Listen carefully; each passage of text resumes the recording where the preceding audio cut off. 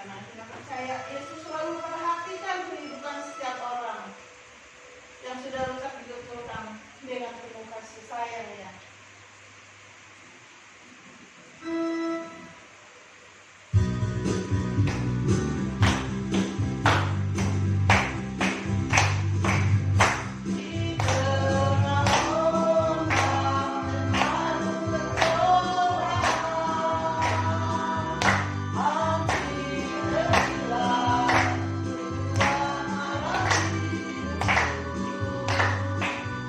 Bagai anak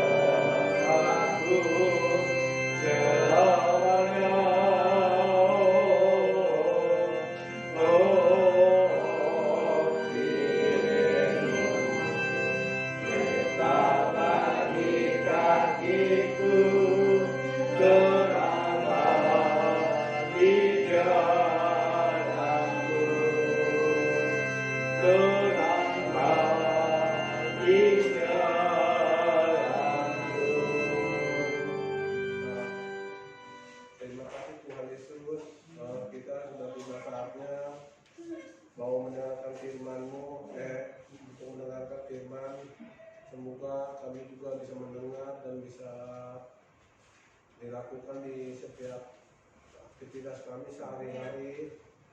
Tuhan, sebentar lagi hamba-Mu mau melayani di tempat ini dengan firman Tuhan yang baik, yang bagus. Terima kasih Tuhan Yesus.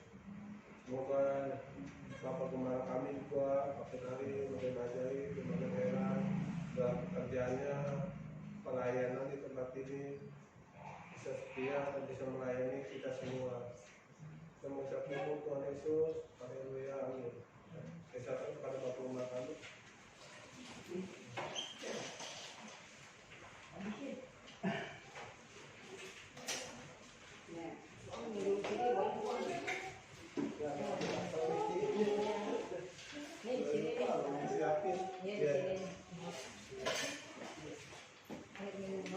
Shalom. Shalom.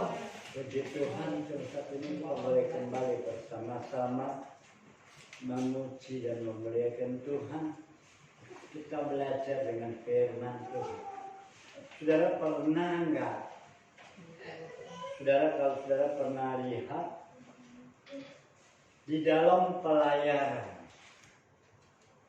kadang-kala di dalam perahu, di dalam kapal itu, kalau mereka menghadapi badai gelombang yang dahsyat, mereka menghadapi segala setiap tantangan, dan seakan-akan mereka akan menguasai kapal itu.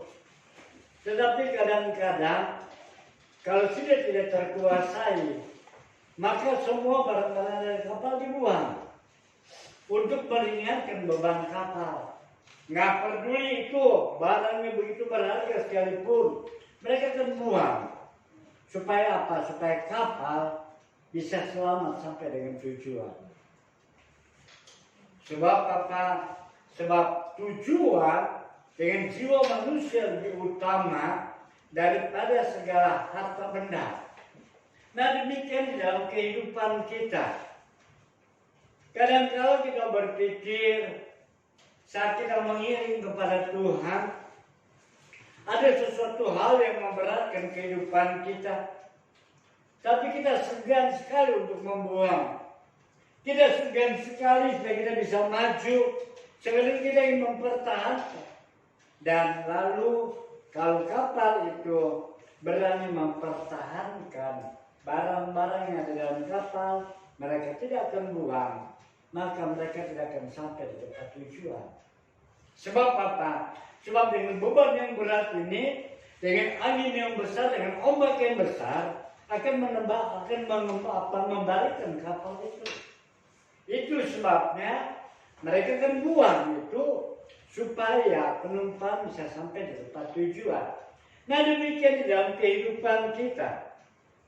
kadang-kadang pada saat kita ingin maju, kadang-kadang di saat kita mempertahankan iman percaya kita diperhadapkan dengan satu hal, apakah ini perlu kita pertahankan atau tidak. Nah, kita melihat satu wejangan hikmat, satu pengajaran hikmat yang diberikan oleh Raja Salomo. Kita akan membuka dalam buku Amsal. Amsal setelah lewat Ayub, Mazmur, Pengkhotbah, Sirwasar, Kidung Agung, baru Amsal. Ini 5 buku disebut buku syair, 5 buku disebut buku puisi. Tetapi dalam buku Amsal adalah wejangan-wejangan hikmat. Kita akan membaca Amsal pasal yang ke-9 ayat yang ke-6. Sudah dapat kita sama-sama bangkit berdiri. Kita akan membaca bersama-sama Amsal pasal 9 ayat yang ke-16. Bagi yang nggak kuat ya silakan duduk saja. Oke. Kita akan membaca bersama-sama. Sudah dapat? Amsal pasal 9 ke-6. 3, 2, 1. Buanglah kebodohan, maka kamu akan hidup, dan ikutilah jalan pengertian. Sekali lagi. Buanglah kebodohan, maka kamu akan hidup, dan ikutilah jalan pengertian. Terima kasih.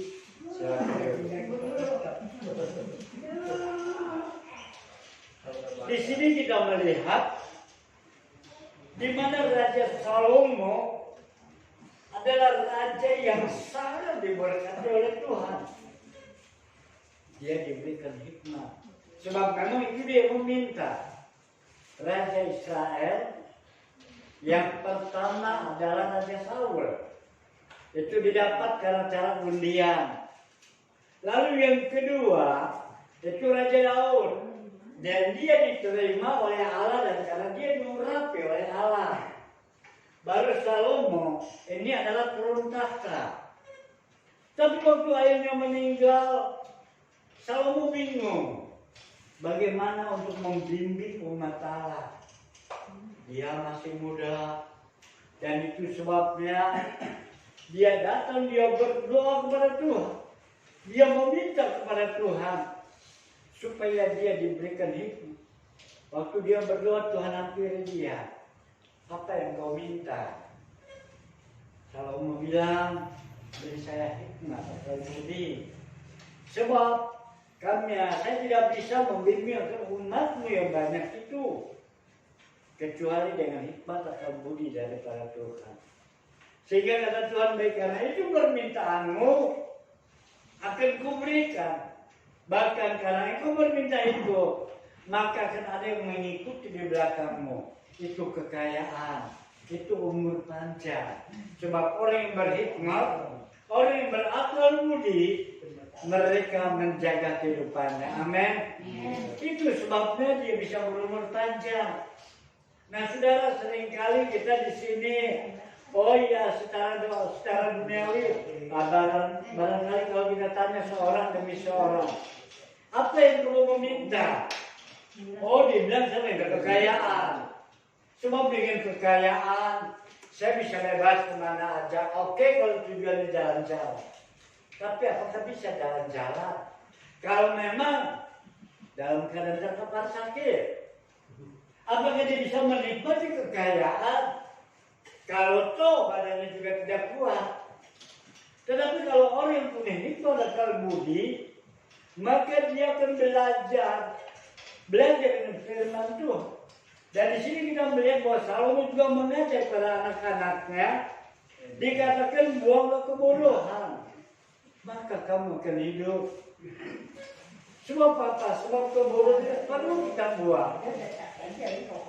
Hosea pasal 4 ayat yang ke-6 berkata, umatku binasa karena tidak berpengetahuan.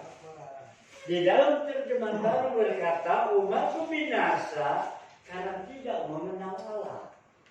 Sebab yang punya pengetahuan, yang punya hikmat adalah Allah sendiri. Amin. Dia yang menciptakan langit dan bumi. Dia menciptakan matahari, bulan dan bintang. Dia juga menciptakan lautan luas, lautan yang tembus loh. Samudra Hindia, mulai dari perbatasan Australia di sebelah selatannya Pulau Jawa sampai ke Mesir, itu Samudra Hindia. Begitu luas. Berapa ribu kilo? Begitu luas. Dan itulah Samudra Hindia ini disambung dengan lautan Mediterania melalui terusan Suez, perbatasan Asia Eropa. Itu terusan Suez. Kalau tidak ada terusan Suez, kapal akan memutar pada Afrika sana, perjalanan dengan mengarungi samudra yang ganas, yang sangat sekali membahayakan. Dan itu semua Tuhan yang punya hikmat. Dan itu sebabnya kalau Salomo berkata, buanglah kebodohan, maka kamu akan hidup. Sebab yang punya kepandaian itu adalah Allah sendiri. Tidak melihat di sini siapa sih yang sayang sama anak. Saya yakin dan percaya, meskipun anak itu nakal, anak itu selalu bikin susah hati, tapi tetap kita doakan dia, betul nggak? Iya betul. Tidak ada orang itu yang jahat, tidak ada. Kecuali kalau sampai keterlaluan deh, sampai nggak mengakui orang tuanya. Dan anak ini selalu didoakan, semoga dia kembali benar, semoga dia menjadi makin mengerti. Dan kita melihat di dalam 1 Samuel pasal yang ketiga, bahwa dalam rumah Allah yang dikepalai daripada Imam Eli punya 2 orang anak yang bernama Hofni dan Pinehas. Dan sebenarnya mereka adalah generasi penerus para imam. Tapi apa yang terjadi? Sementara ayahnya masih sehat, sementara ayahnya masih melayani, maka dia bersama dengan para bujang-bujangnya menyalahgunakan pengorbanan. Apabila ada orang berkorban, seharusnya daging itu dibakar. Maka Hofni dan Pinehas menyuruh dirembus, suruh hambanya ambil. Dan hal itu kedengaran oleh Imam Eli. Bahkan juga di dalam rumah Allah, mereka mengadakan satu asosial mereka luar biasa, sehingga ayahnya ini tegur dia. Tetapi sayang, tegurannya itu terlalu lembut, sehingga akhirnya Hofni dan Pinehas ini dia tetap berjalan, dia tetap mengikuti segala kebodohan, sehingga akhirnya Tuhan sendiri berfirman melalui Samuel bahwa anak-anak akan binasa dan engkau sendiri pun akan binasa. Kenapa? Sebab tidak bisa mendidik anak-anak. Anak-anaknya tetap dipelihara dengan kebodohannya.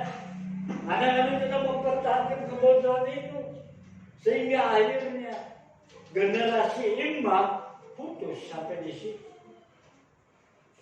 Dan dilanjutkan oleh Samuel. Samuel adalah anak daripada Hana yang dipersembahkan dalam rumah Tuhan, dan dia menjadi generasi penerus daripada imam. Saudara, kita melihat karena perbuatan anaknya, Imam Eli celaka. Bahkan juga dikatakan bahwa tidak ada lagi generasi penerus dan tidak ada lagi. Mereka tidak dapat pengampunan sebab korban bakaran tidak bisa untuk mengampuni hal yang demikian. Di dalam kehidupan kita ingin anak-anak kita menjadi mengerti akan Tuhan. Di dalam kehidupan kita tidak ingin mengerti supaya mereka bisa jalan benar dalam tanda-tanda Tuhan. Tetapi Hofni dan Pinehas dia kecewa demikian. Tuhan kecewa kepada Hofni dan Pinehas. Dan lalu kita melihat lagi seorang anak muda. Dan barangkali kita tahu ceritanya, anak daripada Yakub. Dan di usianya di belasan tahun, Allah telah memperlihatkan dia, yaitu tentang bagaimana dia akan menjadi seorang penguasa. Dia akan menjadi seorang pemimpin. Tetapi ayahnya berkata, apa yang kau bicarakan itu? Ayahnya Yakub hanya bisa menyimpan persoalan ini. Kalau mimpi daripada dia, bulan dan bintang sujud menyembah pada dia. Kalau anaknya juga bermimpi, kalau bulir-bulir gandum itu menyembah pada dia dengan bulir gandum dia. Tetapi impian itu adalah penglihatan daripada Tuhan. Tetapi meskipun itu penglihatan daripada Tuhan, Yusuf tidak membesar-besar sendiri. Beda sekarang. Kalau seseorang telah diberikan mimpi, lalu mereka mulai membesarkan. Memang mimpi ada yang diberikan itu adalah karunia. Yang disebut karunia iman. Sebab kalau karunia iman diberikan penglihatan. Ada iman dalam hati, lalu diberikan penglihatan, vision. Karena apa? Karena memang saya beberapa kali mengikuti seminari dari jemaat murid Stephen Yonggi-cho yang di Korea, di mana mereka punya karunia iman, sehingga saat dia melihat bahwa para muridnya ada yang diberikan karena iman, maka itu diperjelas dengan mimpi. Tapi beda dalam hal pemikiran sekarang. Mereka hanya berkata, ya dia punya iman, kenapa saya tidak bisa? Lalu mereka mulai mengait-kaitkan dengan firman Allah, kalau engkau punya biji iman sebesar biji sesawi, engkau sanggup dapat memindahkan gunung. Kita lihat konteksnya. Kita melihat konteksnya. Sebab apa? Waktu Yesus berkata, kalau engkau punya iman sebesar biji sesawi, engkau sanggup memindahkan gunung. Itu adalah dalam situasi sulit. Sebab dia melihat ada seorang yang kerasukan setan nggak bisa disembuhkan. Sampai Yesus sendiri mengusir dia. Jadi konteks pada saat itu adalah supaya mereka punya iman yang kuat untuk mengusir setan. Beda dengan konteks, oh iya, saya bermimpi, saya punya gunung gereja, saya punya jemaat yang banyak, maka itu mulai digumul dan digumul. Sehingga akhirnya mimpi itu, vision itu boleh diucapkan. Kalau terjadi masalah, kalau tidak terjadi, bukan karena nama Tuhan dipermalukan. Sebab dia tidak punya karunia iman. Ini adalah, kalau vision adalah karunia pemberian. Seperti anak muda ini Yusuf. Waktu Yusuf mendapat mimpi itu, dia bercerita. Tapi dia tidak membesar-besarkan mimpi. Saya ingat sekali peristiwa, ayahnya bilang, kamu susul adikmu. Kamu susul kakak kamu yang sedang mengembalakan kambing domba. Jadi ini konteks untuk pengembalaan di padang gurun bukan seperti di Indonesia. Pergi pagi pulang sore, pergi pagi pulang sore. Di luar negeri tidak, di padang gurun tidak. Dia berpindah-pindah tempat, kalau satu rumput sudah mulai habis, dia mulai cari lagi di mana rumput yang masih banyak, di sana dia kirim. Itu sebabnya waktu malaikat datang kelahiran Tuhan Yesus, para murid ada di padang gurun. Jadi Yakub menyuruh pada Yusuf, kamu susul saudara-saudaramu. Di mana dia ada di sana? Dia susul. Dan ternyata dia ada di Dothan. Ada di Dothan. Waktu dia mulai datang ke sana, dia sudah mau makanan dari rumah, disuruh oleh ayah ibunya. Lalu orang sudah bilang, lihat, si tukang mimpi datang. Lihat, tukang mimpi datang. Kita bunuh dia. Lalu Ruben bilang, jangan. Nanti darahnya tertanggung. Kita akan masukkan saja.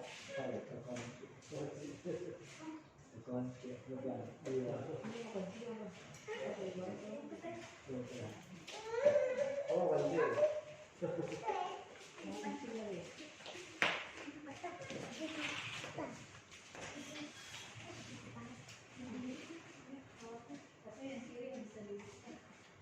Sehingga waktu sudah dibilang lihat itu dia juga mimpi, kita bunuh dia.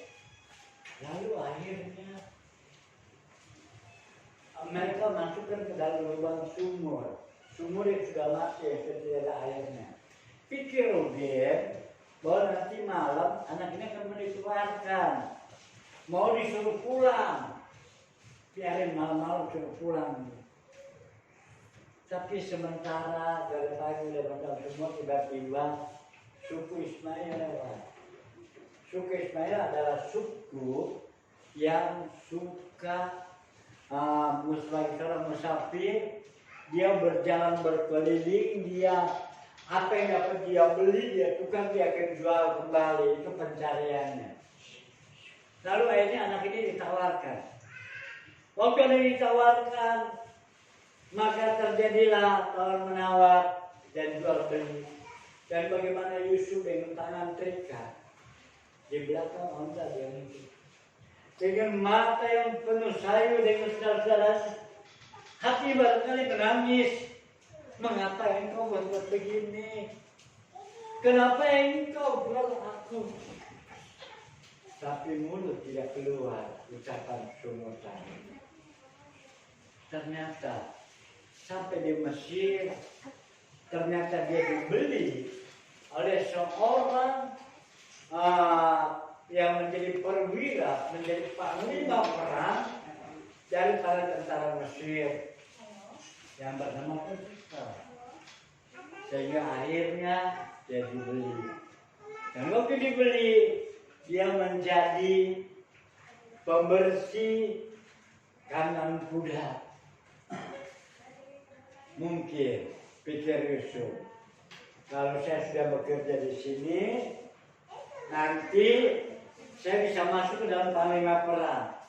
Menurut pikirannya, barangkali sesuai dengan rencana Tuhan. Tapi ternyata Yusuf malah difitnah. Dia difitnah, dimasukkan dalam penjara bawah tanah. Bunker di Mesir banyak sekali bunker, yaitu ruangan-ruangan bawah tanah, itu untuk menjaga serangan musuh dan juga untuk menjaga serangan bahaya gurun pasir. Jadi ada bunker. Di situ dia dikurung. Waktu dikurung, maka dia lakukan itu dengan tidak ada persungutan. Dia lakukan itu, dia jalani. Setahun dia jalani, 2 tahun dia jalani, sehingga akhirnya sekali peristiwa ada juru makanan, juru minumnya. Dia bermimpi, lalu Yusuf boleh memberitahu, oh ini begini, ini akan terjadi begini. Dan benar, akhirnya juru minuman kembali pada tempat yang semula, tapi juru makanan digantung mati. Sesuai daripada yang diketahui oleh Yusuf dengan hikmah daripada Allah. Sehingga akhirnya mereka bekerja, tapi Yusuf masih tetap ada dalam rencana. Masih dia layani, masih dia kerja. Sehingga akhirnya beberapa tahun kemudian raja bermimpi. Semua dipanggil, ahli-ahli mimpi dipanggil. Semua dipanggil. Lalu apa yang terjadi? Gak ada yang bisa. Lalu juru minuman bilang, Tuhan Raja, waktu saya ada di penjara, ada seorang anak muda dan dia mengerti. Lalu mulai dipanggil dan diberitahu bahwa waktu bermimpi begini dengan ada satu kelaparan hebat di negeri Mesir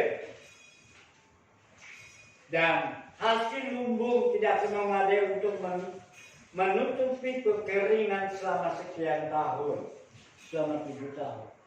Nanti mau bingung apa yang kita lakukan. Sedangkan seluruh padang gurun dilanda kekeringan, sehingga ada raja mengambil keputusan diangkat tadi yang dia pemimpin. Diangkat dia menjadi wakil raja, sehingga raja bilang, kelebihanmu dengan aku hanyalah tahta ini. Aku lebih tahta. Tapi mengenai pekerjaan di lapangan, kamu tanggung jawab. Wah, Yusuf mulai dia melihat bahwa mimpi yang tidak pernah diucapkan, yang Tuhan telah berikan, itu terjadi, itu tidak dengan ucapan dia gembar-gembar, tidak membesarkan itu mimpi. Sehingga akhirnya kelaparan berjalan tahun, 2 tahun, 3 tahun, sampai akhirnya saudara-saudara yang datang turun. Mereka nggak bisa beli makan di padang gurun. Semua petani nggak bisa panen. Dan dia dengar di Mesir masih banyak lumbung gandum. Di Mesir dia masih berjual itu gandum. Lalu ayahnya bilang, nah kamu pergi ke sana. Ini bawa uang, beli di sana. Waktu beli di sana, dan Yusuf mulai kenalin dia bahwa ini orang yang berani. Mulai ditanya. Tetapi Yusuf memakai bahasa Mesir. Mulai ditanya, engkau dari mana? Apa pekerjaanmu? Apakah ayahmu masih hidup? Lalu akhirnya mereka bercerita. Waktu mereka mulai bercerita, maka salah satu adiknya ditahan. Semua ditahan. Mereka berbicara satu sama lain. Bukankah kita yang bisa menanggung darah daripada anak itu, sehingga sekarang kita kena imbasnya? Yusuf dengar dia pakai bahasa Ibrani, tapi Yusuf mengerti. Dia pula nggak mengerti. Dia udah tahu pasti bahwa ini adalah saudaranya. Lalu akhirnya Yusuf ke dalam menangis. Setelah 3 hari dikurung, semua boleh pulang. Satu yang ditinggal. Dengan jaminan adik yang paling kecil harus datang ke situ. Kalau tidak, jangan harap kamu bisa dapat gandum dari sini. Wah, ini dasarnya dari susah hati. Waktu sampai susah hati, mereka bilang, inilah kita telah berbuat jahat pada anak kita. Sekarang kita kena karenanya ini. Ini kita menanggung ini. Kalau nanti adik kita yang bungsu dibawa kemari, bukan nanti ayah bisa mati. Sebab susah. Dan di bawah dia hanya ada 2, yaitu Yusuf dengan adik yang Benyamin, 2 orang paling bungsu. Yang bungsu. Kalau Yusuf dia sudah mati, diterkam binatang buas, sekarang Benyamin di bawah. Tentu mereka. Tapi akhirnya mereka di tengah perjalanan dia lihat uangnya masih ada, nggak berani balik. Dia takut. Di rumah mulai bercerita. Lalu persiapan gandum makin lama makin habis. Sebab dia juga punya karyawan banyak. Dia juga punya pengembala yang banyak. Begitu banyak mereka berikan dia maka habis sudah gandum yang dia beli dari Mesir. Lalu akhirnya bilang, kamu pergi lagi ke Mesir. Bawa kemarin uang yang telah kau bawa, yang tidak bawa, kamu bawa. Dan ini bawa uang lagi, jadi double. Lalu anak ini bilang, ayah, kita nggak mungkin bisa pergi ke Mesir. Kalau sebelum Benyamin saya bawa.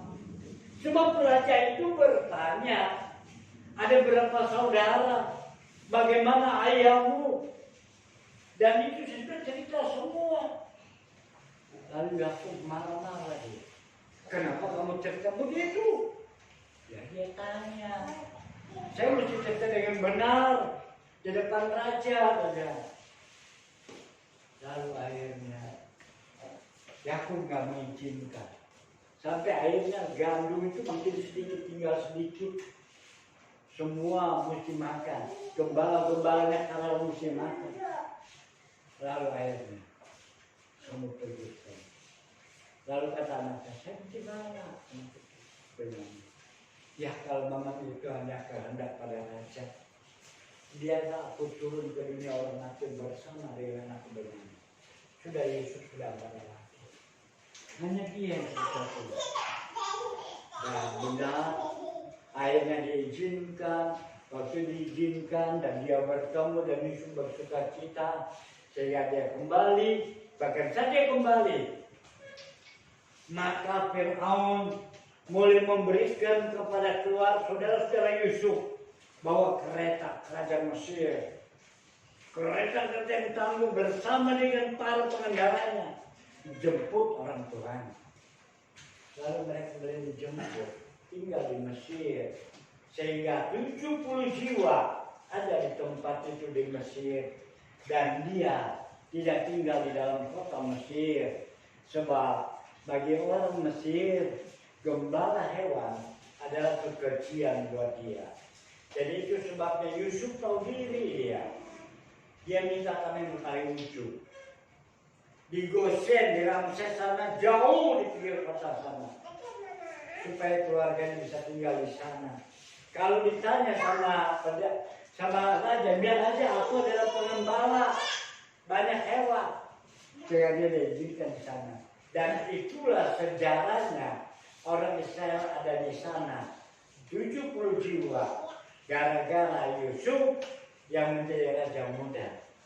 Meskipun setelah 430 tahun kemudian bertambah kurang lebih 2 juta jiwa. Sebab apa? Firman Allah berkata menulis ada 630.000 orang. Itu hanya laki-laki berumur 20 tahun sampai 50 tahun. Lewat dari itu nggak ditulis. Di bawah 20 nggak ditulis. Wanita juga nggak ditulis. Jadi kurang lebih sekitar 2 juta itu ada. Dan inilah anak yang berbakti. Dia berbakti kepada Tuhan. Dia berbakti kepada ayahnya. Dia simpan perkataan ayahnya. Tidak ada persungutan dalam mulutnya. Meskipun masuk ke dalam penjara, meskipun dia difitnah, dia tetap tidak bersungut-sungut dan dia jalannya itu. Bagaimana dalam kehidupan kita?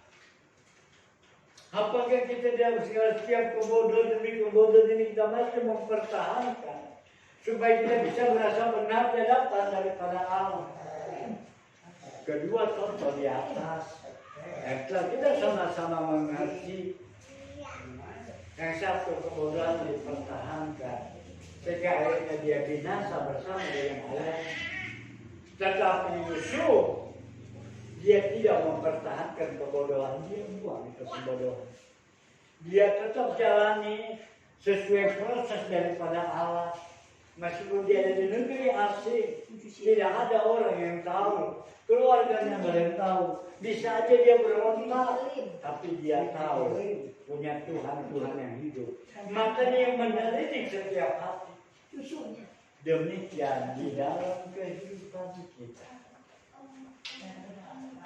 Apakah kita masih mempertahankan kebodohan itu? Sebab mempertahankan kebodohan, maka berarti kita tidak memperoleh kehidupan. Sebab tadi Amsal pasal 9 ke 6 dikatakan, buanglah kebodohan, maka kamu akan hidup, dan ikutilah jalan pengertian. Kenapa? Sebab kebodohan itu menyesatkan. Kebodohan itu menyesatkan jalan orang. Kita baca Amsal pasal 19 ayat yang ketiga. Siapa sudah dapat, coba tolong bacakan. Amsal pasal 19 ayat yang ketiga.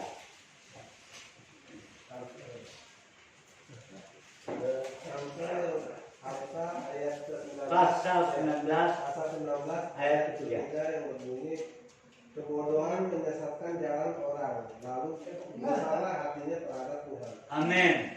Kebodohan menyesatkan jalan orang. Jadi kebodohan itu bisa menyesatkan jalan orang, dan kalau sudah merasa tersesat, merasa diabaikan, akhirnya hatinya kecewa kepada Tuhan. Nah, sebab itu jangan kita pelihara itu kebodohan. Kalau kita mau memperoleh pengertian daripada Allah, kita buang itu kebodohan. Kita buang segala pikiran-pikiran tidak sesuai dengan firman Allah. Kita buang segala sesuatu yang menghalangi kehidupan kita. Di tengah pandemi tahun-tahun kemarin, ada beberapa orang yang masuk ke Facebook saya. Untuk apa kita ibadah? Toh, akhirnya nggak ada manfaat katanya. Lebih baik di rumah. Untuk apa kita bayar perpuluhan? Hanya untuk bikin kaya pendeta. Pikiran-pikiran seperti ini kadang-kala mereka, apalagi mereka yang belum merasakan bagaimana perlindungan Tuhan, tentu dia akan turuti pemikiran kebodohan itu. Ya juga, saya 10% loh buat Tuhan. Wah, kalau dari saya 10 juta, 1 juta buat Tuhan. Saya ajak pengeluaran sampai segitu, ini buat pendeta, bikin kaya dia. Tidak memang jalan salah kalau kita berbicara itu. Kalau kita punya pikiran yang bodoh, kita berpikir ya udah. Tapi sudah pernah ingat, kami punya pengemudi. Sudah seringkali saya saksikan. Waktu kami punya sopir masuk ke sini, dia bersih-bersih. Kalau dulu bukan begini persembahannya. Tulisannya dulu perpuluhan. Amplop perpuluhan. Dia ambil. Pak, ini untuk apa? Saya bilang ini adalah kota.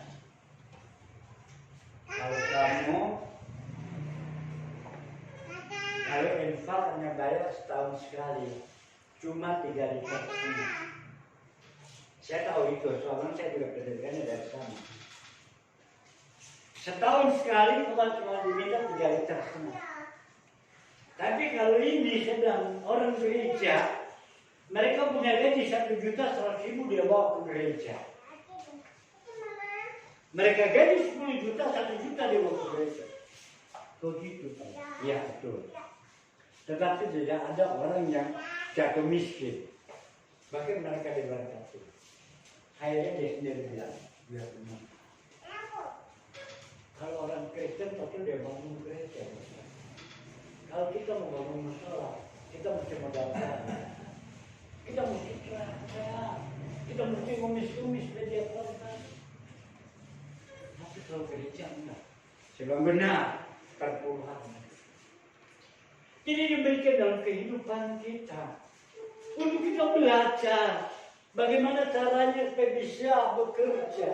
Bagaimana cara supaya kita bisa dalam kehidupan kita ini kita melakukan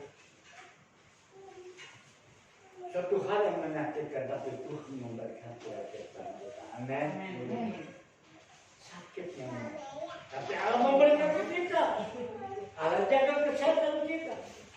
Bahkan juga yang kedua, kalau kemudian tidak menyesatkan orang, karena kebodohan menyesatkan jalan orang, karena tadi mereka menerima berkat, mereka tidak menerima berkat. Dan yang kedua, kita akan membaca Amsal pasal 24 ayat yang ke-9. Amsal pasal 24 ayat yang ke-9. Siapa sudah dapat kalau tahu baca? Amsal pasal 24. Amsal pasal 24 ayat ke-9. Memikirkan kebodohan mendatangkan dosa, dan si pencemooh adalah kekejian bagi manusia. Terima kasih. Memikirkan kebodohan. Kita memikirkan kebodohan saja sudah dosa. Apalagi kita menjaga kebodohan itu. Kita pelihara kebodohan itu. Sebab ini kata memikirkan kebodohan mendatangkan dosa. Dan orang memikirkan kebodohan, mulutnya selalu ada persungutan. Mulutnya selalu ada mencemooh orang. Mulutnya selalu keluar sumpah serapah. Itu sebabnya memikirkan kebodohan saja sudah dosa. Dan tentu kita ada di sini. Kita mau hidup kita menjadi benar. Amin. Jadi jangan kita turuti apa kata orang. Kita lihat, kita belajar dari mana. Kita membaca dalam 1 Timotius pasal yang keempat. Kita harus belajar dari mana. 1 Timotius pasal yang keempat ayat yang ke-8. Latihan badan ini terbatas gunanya, tetapi ibadah itu berguna dalam segala hal karena mengandung janji, baik untuk hidup ini maupun untuk hidup yang akan datang. Latihan badan itu ada khasiatnya. Lari pagi, jalan pagi, menguatkan sendiri ada, tetapi terbatas gunanya. Saat kita nggak bisa bangun, ya udah kita juga nggak bisa lagi jalan pagi. Saat pikiran kita terganggu, saat kita terganggu, kita nggak bisa memikirkan itu apapun juga. Tetapi ibadah itu berguna dalam segala hal. Alkitab kita terdiri dari beberapa bagian. Alkitab kita terdiri dari beberapa bagian. Ada 2 bagian. Perjanjian Lama dan Perjanjian Baru. Perjanjian Lama 39 buku dimulai daripada Kejadian, diakhiri daripada Maleakhi. Dengan 5 buku, dengan 5 bagian, ke-5 buku Taurat, 12 buku sejarah, ke-12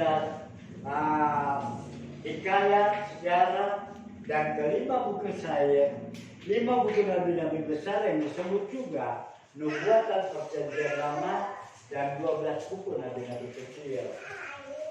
Dan 27 dalam Perjanjian Baru yang terdiri pada 4 buku Injil, 1 buku sejarah, Kisah Para Rasul, 21 surat Kerengan, dan 1 buku Nubuatan. Berjumlah 66 buku Perjanjian Lama dengan Perjanjian Baru. Dan Perjanjian Lama dengan Perjanjian Baru berjumlah 66 buku di dalam kaki dia. Nah, ini ringkasan dari kaki dia. Ada tombol-tombol. Jumlah tombol-tombolnya ada 22 tombol yang menerangi rumah Allah. Ke-7 lampu itu adalah 7 malaikat dalam buku Wahyu. Buku Wahyu ada 7 malaikat yang menaungi seluruh sidang jemaat Tuhan. Dan 22 tombol terdiri pada 3 unsur. Ada bunga, ada kelopak, dan ada daun. Daun badang, bunga daun, dan kelopak bunga badang. 3 kali 22, 66 inilah Alkitab. 66 buku gambaran kaki dia yang menerangi dunia hanya dengan kaki dia. Demikian kehidupan kita harus beribadah kepada Tuhan. Di dalam Perjanjian Lama harus beribadah kepada Allah Tuhan. Keluaran pasal 23-25. Aku akan memberkati rotimu dan airmu. Di dalam Perjanjian Baru Ibrani pasal 25. Jangan aku menjauhkan diri dari perhimpunan. Jadi Alkitab kita ini sudah jelas.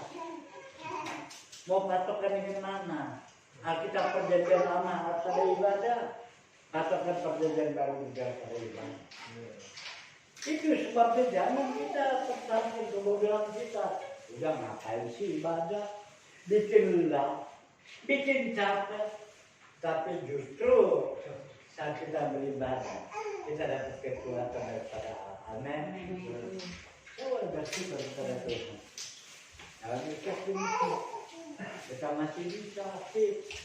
Bahkan sampai saat ini, saya masih bisa dapat pekerjaan. Ini semata-mata bukan karena saya pandai, tidak. Tapi karena Allah punya kuasa. Amin. Sehingga pekerjaan masih ada aja cukup untuk bikin lift apa dan sebagainya, kasar panel apa.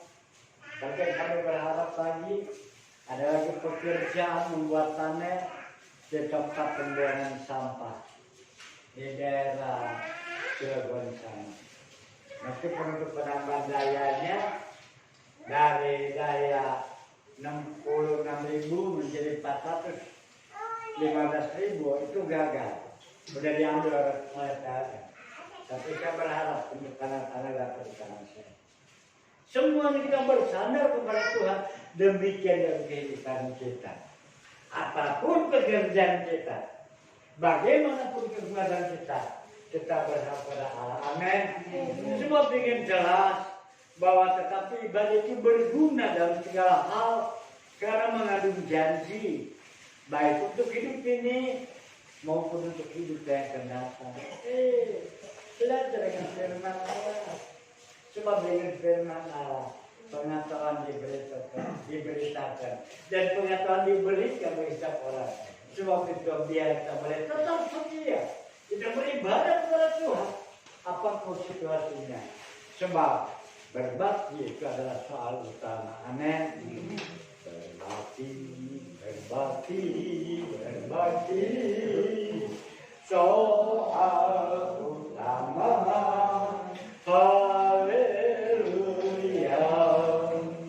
Tuhan memberkati rotimu dan airmu, segala penyakit dilalukan.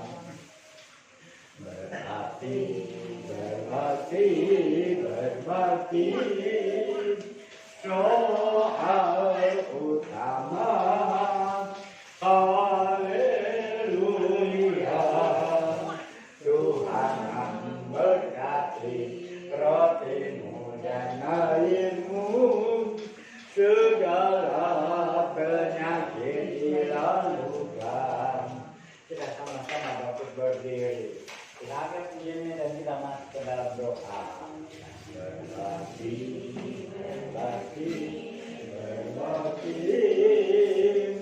soal utama. Haleluya. Tuhan memberkati rotimu dan airmu, segala penyakit dilalukan.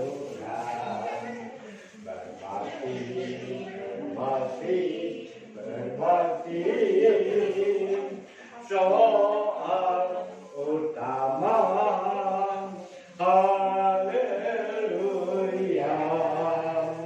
Tuhan memberkati rotimu dan airmu, segala penyakit dilalukan. Kita angkat diri sekali lagi dan biar sebentar Tuhan akan berdoa. Tuhan akan memimpin kita dalam doa. Berbakti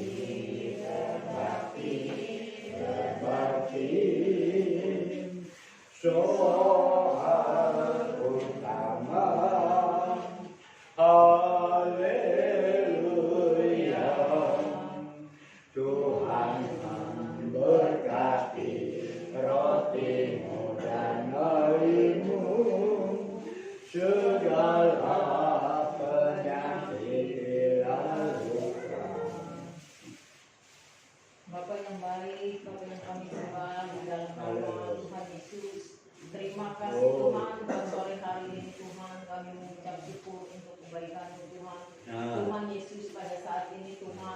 kami sudah memuji dan memuliakan nama-Mu Tuhan.